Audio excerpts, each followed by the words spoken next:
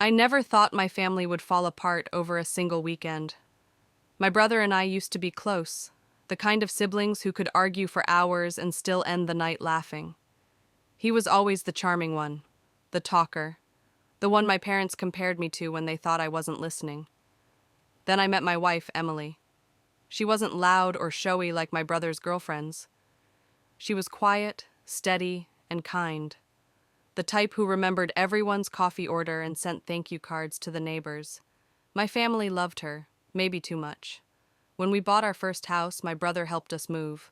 We grilled burgers in the backyard that first night, surrounded by boxes and cheap lawn chairs.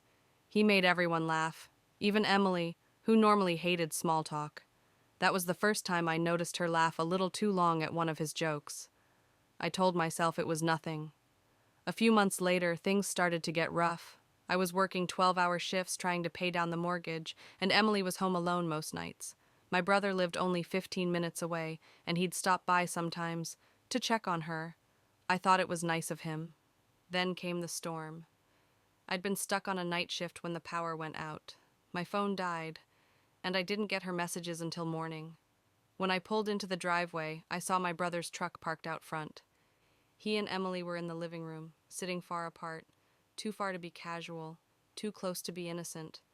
Their faces looked like they'd already been arguing for hours. I didn't even have to ask. He just said, "Man, I'm sorry," and left. Emily told me the truth before I could speak. She said it was one time, that it never should have happened, that she'd been lonely and angry and he was there. I wish I could say I yelled or broke something, but I didn't. I just sat down on the couch and stared at the floor until my vision blurred. For weeks, we didn't speak. She slept in the guest room. My brother called every day, left voicemails, showed up once with a letter I never read. My mom found out and called it a misunderstanding, like that word could fix anything. The family split down the middle. Holidays were awkward, dinners got canceled, and my dad, the peacekeeper, just stopped inviting us all together. One night, Emily knocked on my door with a small box. Inside was my wedding ring. She said she wanted to earn the right to wear hers again someday, but she couldn't if I didn't forgive her first. Then she left. For the first time, I realized I wasn't just angry at her. I was angry at myself. I'd ignored her loneliness because I thought paying the bills was enough.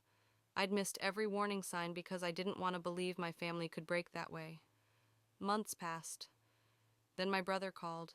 He'd been in an accident, nothing fatal, but serious enough that he needed someone to sign hospital papers.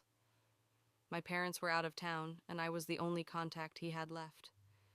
When I walked into that hospital room, I expected to feel hate. But what I saw was a man who'd already punished himself more than I ever could. He tried to speak, but I stopped him. I said, "I'm not here to fix anything. I'm just here to make sure you're okay."